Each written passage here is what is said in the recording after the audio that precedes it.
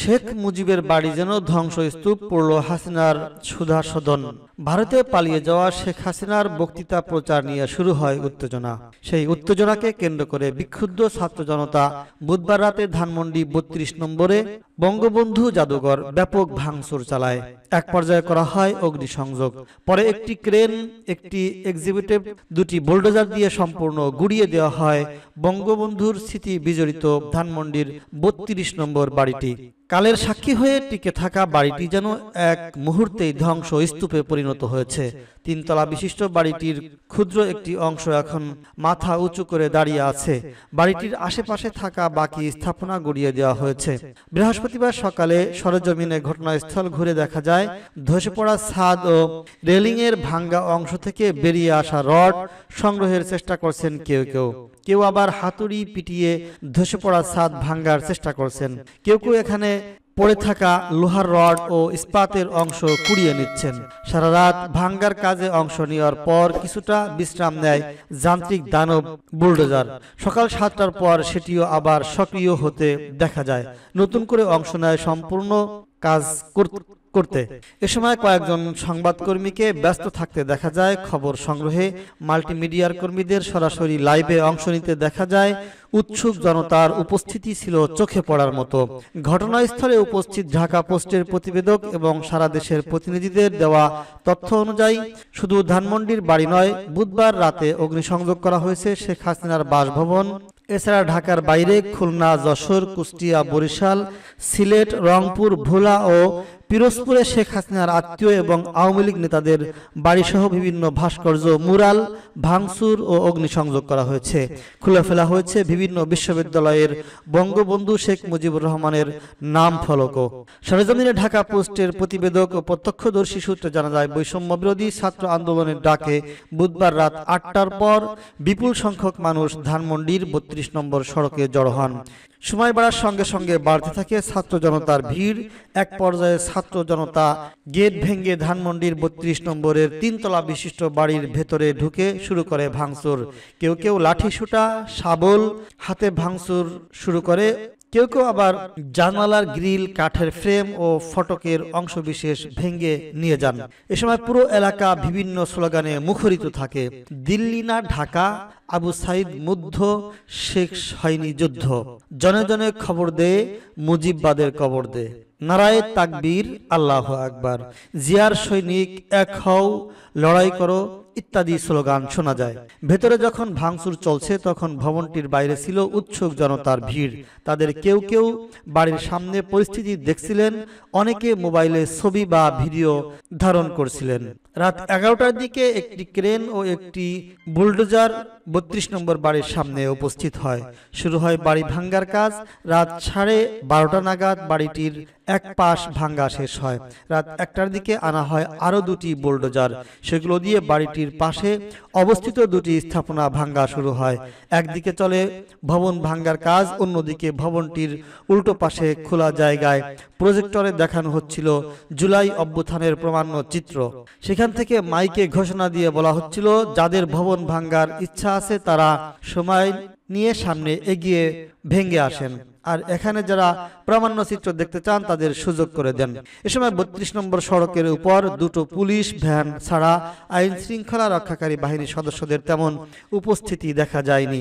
মধ্যরাতে সেখানে উপস্থিত হন সেনাবাহিনীর সদস্যরা, তবে তারাও একসময় ঘটনাস্থল ত্যাগ করেন। সেখানে উপস্থিত বিক্ষুব্ধ ছাত্র জনতা ঢাকা পোস্টকে জানান, মুজিবের বাড়ির শেষ ইটটি গুড়িয়ে না দেওয়া পর্যন্ত তারা সেখান থেকে যাবেন না। ঢাকা পোস্টের প্রতিবেদকরা জানান, ভোর 5:30 পর্যন্ত চলছিল ভবন ভাঙ্গার কাজ। এরপর ঘন্টা খানেকের জন্য বিরতি দেওয়া হয়। সকাল 7টা থেকে ফের শুরু হয় ভবন ভাঙ্গার কাজ। ভবনটি পুরোপুরি গুড়িয়ে দিয়ে আরো সময় লাগতে পারে বলে জানান তারা। ৩২ নম্বরের বাড়ি ভাঙ্গা ছাড়াও বুধবার রাতে ধানমন্ডির 5 নম্বরে অবস্থিত শেখ হাসিনার বাড়ি সুধা সদনে আগুন দেওয়া হয়। রাত 1টা পর্যন্ত সেখানে আগুন জ্বলছিল। প্রসঙ্গগত, বাংলাদেশ ছাত্র জনতার অভ্যুত্থানে শেখ হাসিনা সরকার পতনের 6 মাস পূর্ণ হয় বুধবার। এর মধ্য দিয়ে হঠাৎ আওয়ামী লীগ ঘোষণা দেয় বুধবার রাত 9টায় নিষিদ্ধ ঘোষিত ছাত্র সংগঠন ছাত্রলীগের ফেসবুক পেজে ভার্চুয়াল এক অনুষ্ঠানে ভাষণ দেবেন শেখ হাসিনা, যিনি 5 আগস্টের পর থেকে ভারতে অবস্থান করছেন। বিষয়টি নিয়ে কড়া প্রতিক্রিয়া দেখায় বৈষম্য বিরোধী ছাত্র আন্দোলন সংগঠনের আহ্বায়ক হাসানাত আব্দুল্লাহ এক ফেসবুক পোস্টে লেখেন, আজ রাতে বাংলাদেশ ফ্যাসিবাদের তীর্থভূমি মুক্ত হবে। তার আগে বুধবার বিকেলে আলোচিত ফ্রন্টের ক্রিকেটার ইলিয়াস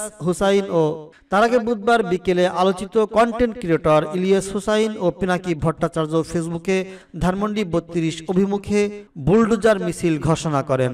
একটি ফটোকার্ড শেয়ার করে দুই কন্টেন্ট ক্রিয়েটর উল্লেখ করেন হাজার ছাত্র জনতার উপর গণহত্যা চালিয়ে দিল্লি পালিয়ে গিয়ে সেখান থেকেই খুনি হাসিনা বাংলাদেশ বিরোধী তৎপরতার প্রতিবাদে 24 এর বিপ্লবী ছাত্র জনতার উদ্যোগে আজ বুধবার রাত 9টায় এই কর্মসূচি পালিত হবে। স্বাধিকার আন্দোলন, মুক্তিযুদ্ধ ও বাংলাদেশের প্রজন্ম পরবর্তী 1975 সালের করুণ পরিণতির পর 2024 সালের 36 বছর বয়সী বাড়িটি ঘিরে জন্ম নেয় নতুন এক ইতিহাস।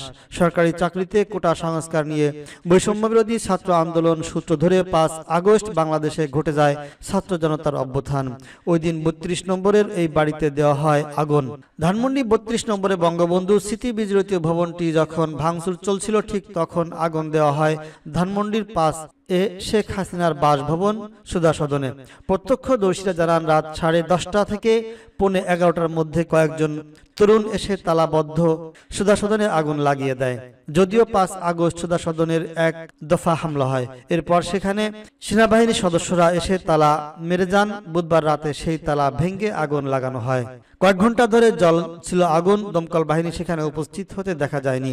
স্থানীয়রা জানান, তত্ত্বাবধায়ক সরকারের আমলে শেখ হাসিনা এই বাড়িতে কিছুদিন অবস্থান নিয়েছিলেন। 2008 সালের নির্বাচন এখান থেকেই করেন তিনি। সেই নির্বাচনে জয়ী হয়ে প্রধানমন্ত্রী হওয়ার পর তিনি রাষ্ট্রীয় বাসভবনে অবস্থান নেন। গণভবনে অবস্থানকালে এই বাড়িতে মাঝে মধ্যে আসতেন শেখ হাসিনা। তার পুরো আমল জুড়ে বাড়িটির নিরাপত্তায় বাহিনীর প্রচুর সদস্য মোতায়েন থাকত। এবার নুহাশপল্লী নিয়ে যা বললেন পিনাকি ভট্টাচার্য। ধানমন্ডির 32 নম্বর নিয়ে একের পর এক মন্তব্য, ফেসবুক স্ট্যাটাসের পর এবার নন্দিত কথা সাহিত্যিক হুমায়ুন আহমেদের স্মৃতি বিজড়িত নুহাশপল্লী নিয়ে নতুন দাবি তুলেছেন অনলাইন অ্যাক্টিভিটিস ও ব্লগার পিনাকি ভট্টাচার্য। বুধবার 5 ফেব্রুয়ারি রাত 10টার দিকে নিজের ভেরিফাইড ফেসবুক পেজে দেওয়া এক স্ট্যাটাসে নুহাশপল্লীকে জাতীয় সম্পদ উল্লেখ করে এটিকে জাতীয়করণ করার দাবি জানান তিনি। পিনাকি তার স্ট্যাটাসে লিখেছেন, নুহাশপল্লী জাতীয় সম্পদ, নুহাশপল্লী জাতীয়করণ করে ওইখানে হুমায়ুন আজাদের জাদুঘর করা হোক। এর আগে বুধবার সন্ধ্যায় এক পোস্টে ধানমন্ডির 32 নম্বরে বঙ্গবন্ধু শেখ মুজিবুর রহমানের বাড়িতে বিক্ষুব্ধ জনতাকে আসার আহ্বান জানান তিনি। সেখানে পিনাকি ভট্টাচার্য লেখেন, হাতুড়ি, শাবল, গাইতি নিয়ে আসুন, ধানমন্ডি 32 নম্বরে আসুন, ইতিহাসের দায় মোচন করতে আসুন, ফ্যাসিবাদের আতুরঘর নিশ্চিহ্ন করতে আসুন, গান গাইতে গাইতে আসুন, স্লোগান দিতে দিতে আসুন, সন্তানের হাত ধরে আসুন, প্রেমিক প্রেমিকাকে সাথে নিয়ে আসুন, মুখে হাসি আর বুকে প্রতিরোধের আগুন নিয়ে আসুন, ফ্যাসিবাদের ধ্বংসস্তূপের উপরে ছাত্র জনতার বিজয় নিয়ে নিশান উড়াতে আসুন।